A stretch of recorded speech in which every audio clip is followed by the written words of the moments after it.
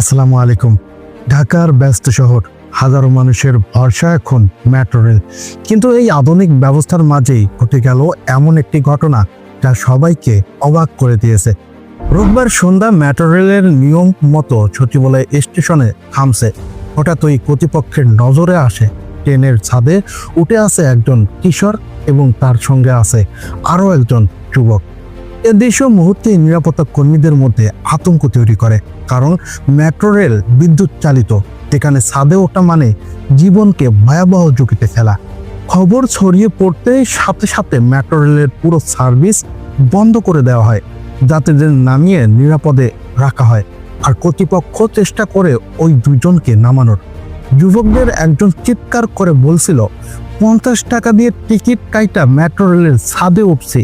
এই কথাটা দ্রুত সোশ্যাল মিডিয়ায় ভাইরাল হয়ে যায়। কিন্তু আসল প্রশ্ন, তারা কিভাবে এত নিরাপত্তার মধ্যেও ছাদে উঠল? নজরদারির ফাঁক কোথায়? এটা কি শুধু দুষ্টুমি, নাকি এর পেছনে অন্য কোনো কারণ ছিল?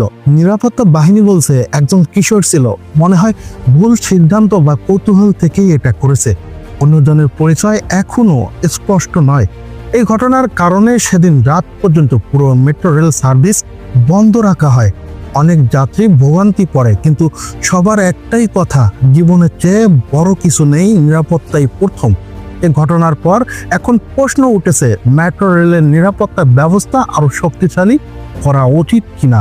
আর আমরা যারা যাত্রী কিভাবে সচেতন থাকলে এমন ঝুঁকি এড়ানো যায়?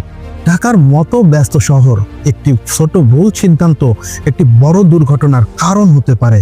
সবার উচিত এই শিক্ষা মনে রাখা।